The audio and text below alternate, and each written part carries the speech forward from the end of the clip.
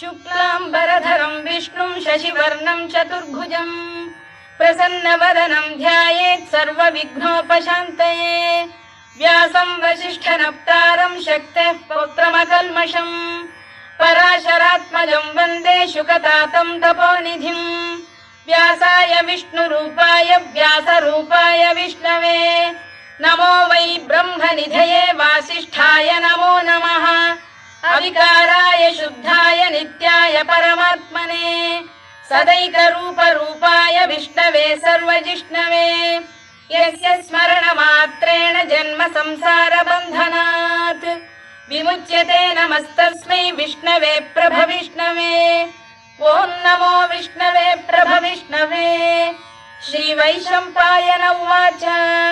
श्रुत्वा धर्मानशेषेण पावनानि च सर्वशः युधिष्ठिरः शान्तनवं पुनरेवाभ्यभाषत। युधिष्ठिर उवाच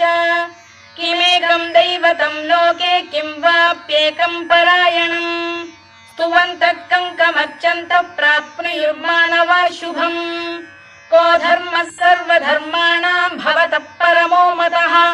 किं जपन्मुच्यते जन्तुर्जन्म संसारबन्धनात्। श्रीभीष्म उवाच जगत्प्रभुं देवदेवमनन्तं पुरुषोत्तमम् स्तुवन्नाम सहस्रेण पुरुषः सततोत्थितः तमेव चार्चयन् नित्यं भक्त्या पुरुषमव्ययम् ध्यायन् स्तुवन् नमस्यं च यजमानस्तमेव च अनादिनिधनं विष्णुं सर्वलोकमहेश्वरम् लोकाध्यक्षं स्तुवन् नित्यं सर्वदुःखातिगो भवेत्। ब्रह्मण्यं सर्वधर्मज्ञं लोकानां कीर्तिवर्धनम् लोकनाथं महद्भूतं सर्वभूतभवोद्भवम् एष मे सर्वधर्माणां धर्मोऽधिकतमो मतः यद्भक्त्या पुण्डरीकाक्षं स्तवैरच्चेन्नरः सदा परमं यो महत्तेजः परमं यो महत्तपः परमं यो महद्ब्रह्म परमं यः परायणम् पवित्राणां पवित्रं यो मङ्गलानां च मङ्गलम् दैवतं देवतानां च भूतानां यो व्ययः यतः सर्वाणि भूतानि भवन्त्यादियुगागमे यस्मिंश्च प्रलयं यान्ति पुनरेव युगक्षये तस्य लोकप्रधानस्य जगन्नाथस्य भूपते विष्णोर्नाम सहस्रं मे शृणु पापभयापहम् यानि नामानि गौणानि विख्यातानि महात्मनः ऋषिभिः परिगीतानि तानि वक्ष्यामि भूतये। ऋषिर्नाम्नां सहस्रस्य वेदव्यासो महामुनिः छन्दोऽनुष्टुप् तथा देवो भगवान् देवकीसुतः अमृतांशुद्भवो बीजं शक्तिर्देवकीनन्दनः त्रिसामाहृदयं तस्य शान्त्यर्थे विनियुज्यते विष्णुं जिष्णुं महाविष्णुं प्रभविष्णुं महेश्वरम् अनेकरूपदैत्यान्तं नमामि पुरुषोत्तमम्। अस्य श्रीविष्णोर्दिव्यसहस्रनामस्तोत्रमहामन्त्रस्य श्रीवेदव्यासो भगवान् ऋषिः अनुष्टुप्छन्दः श्रीमहाविष्णुः परमात्मा श्रीमन्नारायणो देवता अमृतांशुद्भवो भानुरिति बीजम् देवकीनन्दन श्रेष्ठेति शक्तिः उद्भवः क्षोभणो देव इति परमो मन्त्रः शङ्खबृन्नन्दकी चक्रीति कीलकम् शार्ङ्गधन्वा गदाधर इत्यस्त्रम् रथाङ्गपाणिरक्षोभ्य इति नेत्रम् त्रिसामासामरः सामेति कवचम् आनन्दं परब्रह्मेति योनिः ऋतुः सुदर्शनकार इति दिग्बन्धः श्रीविश्वरूप इति ध्यानम् श्रीमहाविष्णुप्रीत्यर्थे सहस्रनाम जपे विनियोगः। ध्यानम् क्षीरोदन्वत्प्रदेशे शुचिमणिविलसत्सैकते मौक्तिकानाम् मालाक्लुप्तासनस्थस्फटिकमणिनिभैर्मौक्तिकैर्मण्डिताङ्गः शुभ्रैरभ्रैरदभ्रैरुपरि विरचितैर्मुक्तपीयूषवर्षैः आनन्दीनः पुनीयादरिनलिन गदा शङ्खपाणिर्मुकुन्दः भूः पादौ यस्य नाभिर्वियदसुरनिलश्चन्द्रसूर्यौ च नेत्रे कर्णावाशा शिरोद्यौर्मुखमपि दहनो यस्य वास्तेयमब्धिः अन्तस्थं यस्य विश्वं सुरनरखगो भोगि गन्धर्वदैत्यैः चित्रं रम्यते तं त्रिभुवन वपुषं विष्णुमीशं नमामि। ॐ नमो भगवते वासुदेवाय। शान्ताकारं भुजगशयनं पद्मनाभं सुरेशं विश्वाधारं गगनसदृशं मेघवर्णं शुभाङ्गं लक्ष्मीकान्तं कमलनयनं योगिधृध्यानगम्यं वन्दे विष्णुं भवभयहरं सर्वलोकैकनाथम्। मेघश्यामं पीतकौशेयवासं श्रीवत्साङ्कं कौस्तुभोद्भासिताङ्गम् पुण्योपेतं पुण्डरीकायताक्षं विष्णुं वन्दे सर्वलोकैकनाथम्। नमः समस्तभूतानामादिभूताय भूभृते अनेकरूपरूपाय विष्णवे प्रभविष्णवे सशङ्खचक्रं सकिरीटकुण्डलं सपीतवस्त्रं सरसीरुहेक्षणं सहारवक्षस्थलशोभिकौस्तुभं नमामि विष्णुं शिरसा चतुर्भुजम्। छायायां पारिजातस्य हेमसिंहासनोपरि आसीनमम्बुदश्याममायताक्षमलङ्कृतम् चन्द्राननं चतुर्बाहुं श्रीवत्साङ्कितवक्षसम् रुक्मिणी सत्यभामाभ्यां सहितं कृष्णमाश्रये।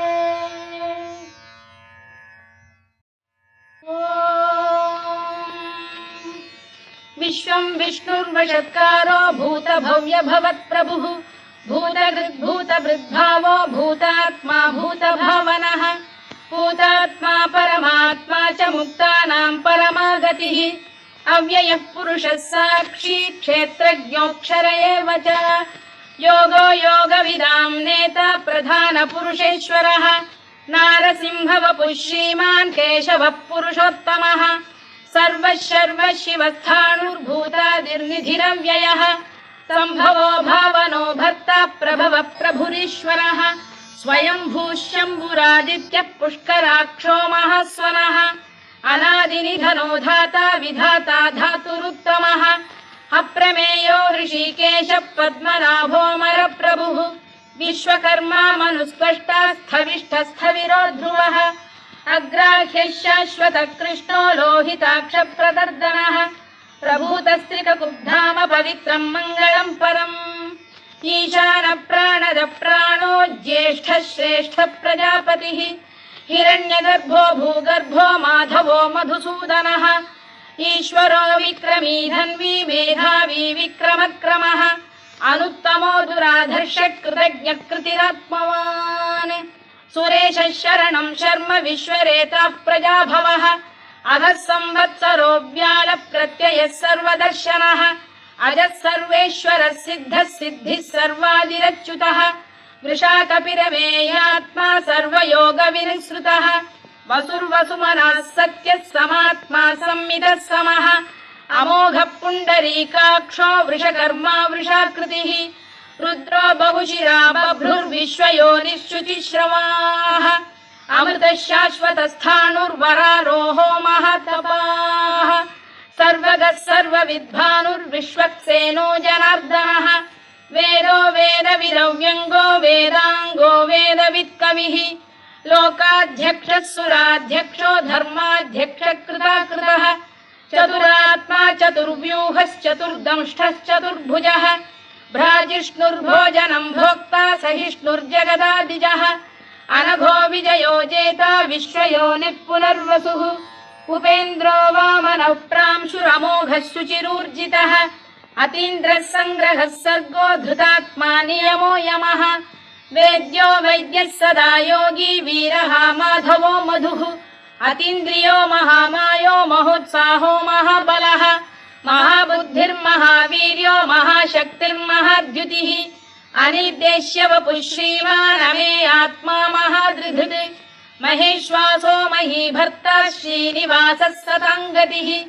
अनिरुद्धः सुरानन्दो गोविन्दो गोविदाम्पतिः मरीचिर्दमनो हंसः सुपर्णो भुजगोत्तमः हिरण्यनाभः सुतपाः पद्मनाभः प्रजापतिः अमृत्युः सर्वदृक्सिंहः सन्धाता सन्धिमान् स्थिरः अजो दुर्मर्षणः शास्ता विश्रुतात्मा सुरारिः गुरुर्गुरुतमो धाम सत्यः सत्यपराक्रमः निमिषो निमिषस्रग्वी वाचस्पतिरुदारधीः अग्रणी श्रीमान् न्यायो नेता समीरणः सहस्रमूर्धा विश्वात्मा सहस्राक्षः सहस्रपात् आवर्तनो निवृत्तात्मा संवृतः सम्प्रमर्दनः अधः संवर्तको वह्निरनिरो धरणीधरः सुप्रसाद प्रसन्नात्मा विश्वधृक् विश्वभुग्विभुः सत्कर्ता सत्कृतः साधुर्जह्नुर्नारायणो नरः असंख्येयो प्रमेयात्मा विशिष्टः शिष्टकृच्छुचिः सिद्धार्थः सिद्धसङ्कल्पः सिद्धिदः सिद्धिसाधनः वृषाही वृषभो विष्णुर्वृषपर्वा वृषोदरः वर्धनो वर्धमानश्च विविक्तः श्रुतिसागरः सुभुजो दुर्धरो वाग्मी महेन्द्रो वसुदो वसुः नैकरूपो बृहद्रूपः शिपिविष्टप्रकाशनः ओजस्तेजोद्युतिधरः प्रकाशात्मा प्रतापनः ऋद्धस्पष्टाक्षरो मन्त्रश्चन्द्रांशुर्भास्करद्युतिः अमृतांशुद्धवो भानुः शशबिन्दुः सुरेश्वरः औषधम् जगतः सेतुः सत्यधर्मपराक्रमः भूतभव्यभवन्नाथः पवनः पावनो नरः कामः कामकृत्कान्तः कामः कामप्रदप्रभुः युगादिकृद्युगावर्तो नैकमायो महाशनः अदृश्यो व्यक्तरूपश्च सहस्रजिदनन्तजित् इष्टो विशिष्टः शिष्टेष्टः शिखण्डी नघुषो वृषः क्रोधः क्रोधकृत्कर्ता विश्वबाहुर्महीधरः अच्युतप्रथितः प्राणदो वासवानुजः अपां निधिरधिष्ठानमप्रमत्तप्रतिष्ठितः स्कन्दधरो धुर्यो वरदो वायुवाहनः वासुदेवो बृहद्भानुरादिदेवः पुरन्दरः अशोकस्तारणस्तारः शूरः शौरिर्जनेश्वरः अनुकूलः शतावर्तः पद्मी पद्मनिभेक्षणः पद्मनाभोरविन्दाक्षः पद्मगर्भः शरीरभृत् महर्धिर्वृद्धो वृद्धात्मा महाक्षो गरुडध्वजः अतुलः शरभो भीमः समयज्ञो हविर्हरिः सर्वलक्षणलक्षण्यो लक्ष्मीवान् समितिञ्जयः विक्षरो रोहितो मार्गो हेतुर्दामोदरः सः महीधरो महाभागो वेगवानमिताशनः उद्भवः क्षोभणो देवः श्रीगर्भः परमेश्वरः करणं कारणं कर्ता विकर्ता गहनो गुहः व्यवसायो व्यवस्थानः संस्थानस्थानदो ध्रुवः परद्धिः परमस्पष्टः तुष्टः पुष्टः शुभेक्षणः रामो विरामो विरतो मार्गो नेयो नयोनयः वीरः शक्तिमतां श्रेष्ठो धर्मो धर्मविदुत्तमः वैकुण्ठः पुरुषः प्राणदः प्रणवपृतुः हिरण्यगर्भः शत्रुघ्नो व्याप्तो वायुरधोक्षजः ऋतुः सुदर्शनकारः परमेष्ठी परिग्रहः उग्रः संवत्सरो दक्षो विश्रामो विश्वदक्षिणः विस्तारस्थावरस्थाणुः प्रमाणं बीजमव्ययम् अर्थोऽनर्थो महाकोशो महाभोगो महाधनः अनिर्विण्णस्थविष्ठो भूर्धर्मयूपो महामखः नक्षत्रनेमिर्नक्षत्री क्षमः क्षामः समीहनः यज्ञयुज्यो महेज्यश्च क्रतुः सत्रं सदां गतिः सर्वदर्शी विमुक्तात्मा सर्वज्ञो ज्ञानमुत्तमम् सुव्रतः सुमुखः सूक्ष्मः सुघोषः सुखदः सुहृद् मनोहरो जितक्रोधो वीरबाहुर्विदारणः स्वापनः स्ववशो व्यापी नैकात्मा नैककर्मकृत् वत्सरो वत्सी रत्नगर्भोधनेश्वरः धर्मकृद्धर्मी सदसक्षरमक्षरम् अविज्ञाता सहस्रांशुर्विधाता कृतलक्षणः गभस्तिनेमिः सप्तस्तः सिंहो भूतमहेश्वरः आदिदेवो महादेवो देवेशो देवभृद्गुरुः उत्तरो गोपतिर्गोप्ता ज्ञानगम्यः पुरातनः शरीरभूतभृद्भोक्ता कपीन्द्रो भूरि दक्षिणः सोमपोऽमृतपः सोमः पुरुजिः पुरुषत्तमः विनयो जयः सत्यसन्धो दाशार्हः सात्वतां पतिः जीवो विनयिता साक्षी मुकुन्दो मितविक्रमः अम्भोनिधिरनन्तात्मा महोदधिशयोऽन्तकः अजो महार्घः स्वाभाव्यो जितामित्रप्रमोदनः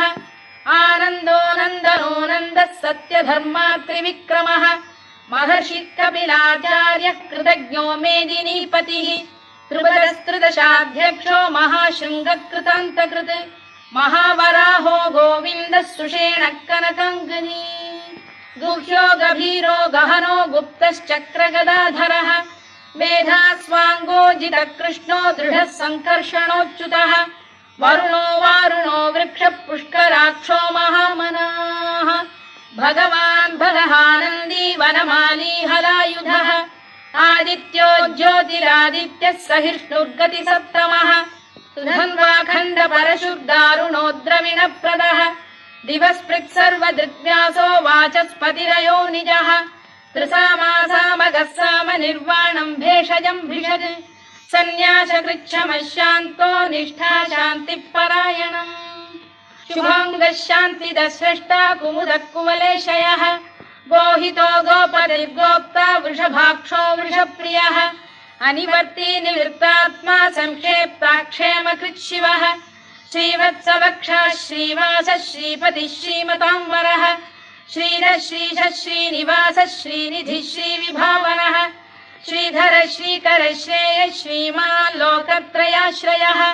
स्वक्षः स्वङ्गः शतानन्दो नन्दिर्ज्योतिर्गणेश्वरः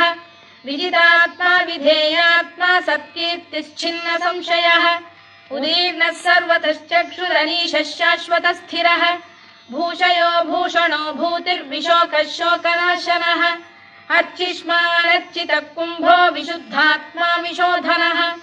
अनिरुद्धो प्रतिरथः प्रद्युम्नो मितविक्रमः कालनेमिनिः वीरः शौरिः शूरजनेश्वरः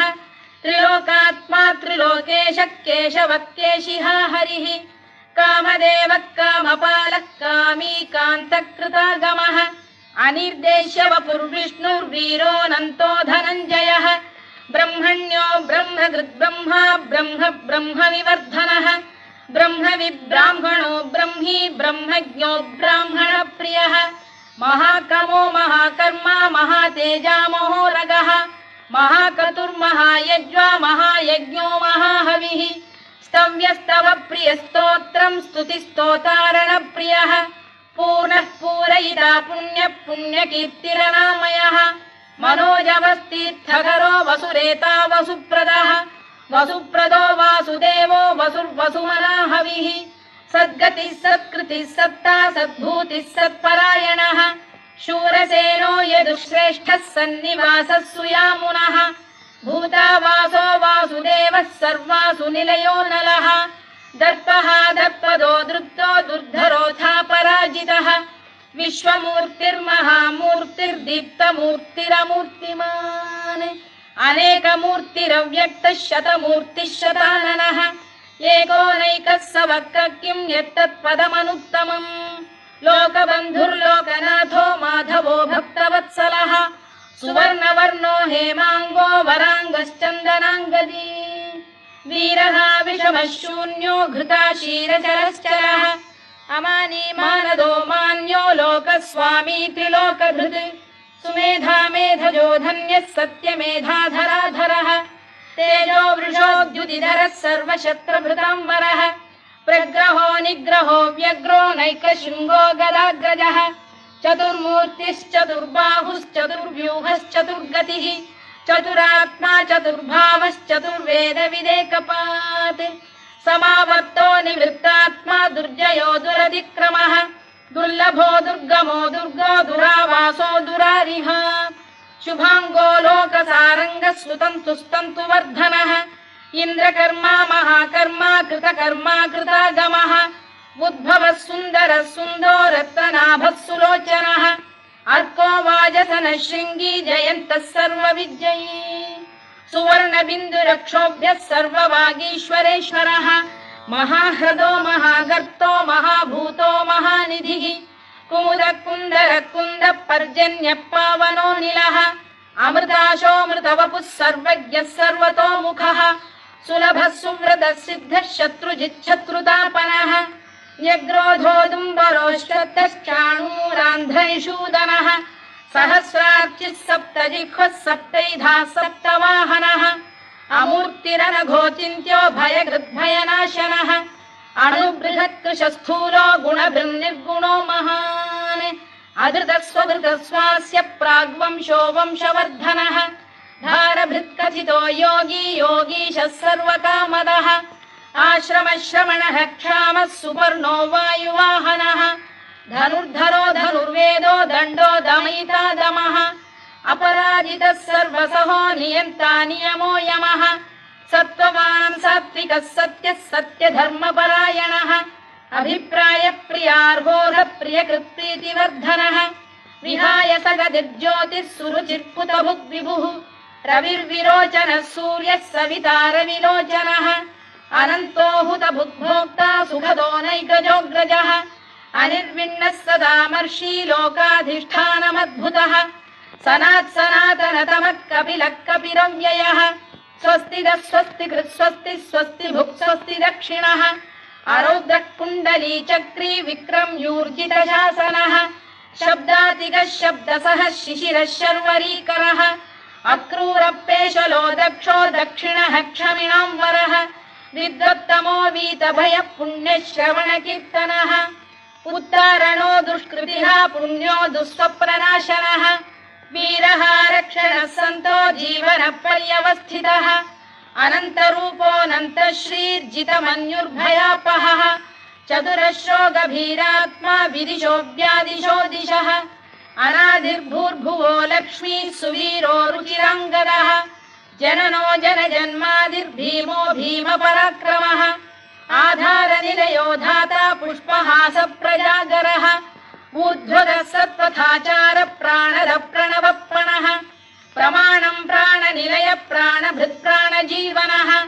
तत्त्वं तत्त्वविदेकात्मा जन्म मृत्युजरातिगः भूर्भुवः स्वस्तरुस्तारः सविता प्रपितामहः यज्ञो यज्ञपतिर्यज्वा यज्ञाङ्गो यज्ञवाहनः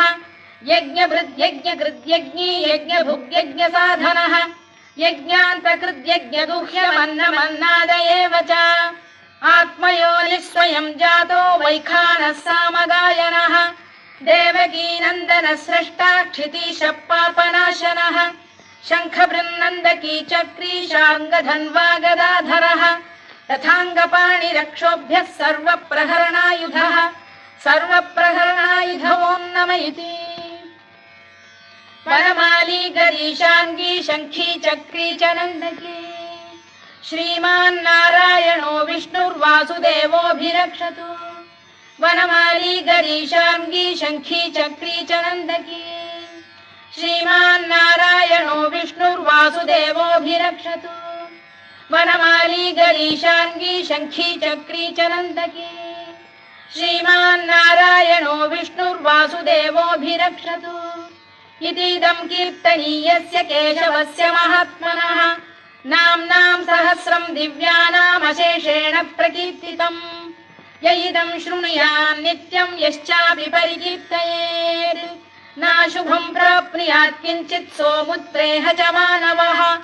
वेदान्तको ब्राह्मणः स्यात् क्षत्रियो विजयी भवेत् वैश्यो धनसमृद्धः स्यात् शूद्रः सुखमवाप्नुयात् धर्मार्थी प्राप्नुयात् धर्ममर्थार्थी चार्थमाप्नुयात् कामानवाप्नुयात् कामी प्रजार्थी चाप्नुयात् प्रजाम् भक्तिमान् यः सदोत्थाय शुचिस्तद्गतमानसः सहस्रं वासुदेवस्य नाम्नामेतत्र कीर्तयेत् यशः प्राप्नोति विपुलं याति प्राधान्यमेव च अचलां श्रियमाप्नोति श्रेयः प्राप्नोत्यनुत्तमम् न भयं क्वचिदाप्नोति वीर्यं तेजश्च विन्दति भवत्यरोगोद्युतिमान् बलरूपगुणान्वितः रोगार्तो मुच्यते रोगात् बद्धो मुच्येत बन्धनात् भयान्मुच्येत भीतस्तु मुच्येतापन्न आपदः दुर्गाण्यतितरत्याशु पुरुषः पुरुषोत्तमम् सुवन्नाम सहस्रेण नित्यं भक्तिसमन्वितः वासुदेवाश्रयो मर्त्यो वासुदेवपरायणः सर्वपापविशुद्धात्मा याति ब्रह्म सनातनम् न वासुदेव भक्तानामशुभं विद्यते क्वचित् जन्म मृत्युजरा व्याधि भयं नैवोपजायते इमं स्तवमधीयानः श्रद्धा भक्ति समन्वितः युज्येतात्मसुखक्षान्तिः श्रीधृतिस्मृतिकीर्तिभिः न क्रोधो न च मात्सर्यं न लोभो न शुभामतिः भवन्ति कृतपुण्यानां भक्तानां पुरुषोत्तमे द्यौः स चन्द्रार्कनक्षत्राखं दिशो भूर्महो दधिः वासुदेवस्य वीर्येण विधृतानि महात्मनः ससुरासुरगन्धर्वं स यक्षोरगराक्षसम् जगत्वशे वर्ततेदं कृष्णस्य सचराचरम् इन्द्रियाणि मनो बुद्धिः सत्त्वं तेजो बलं धृतिः वासुदेवात्मकान्याहुः क्षेत्रं क्षेत्रज्ञ एव च सर्वागमानामाचार प्रथमं परिकल्पते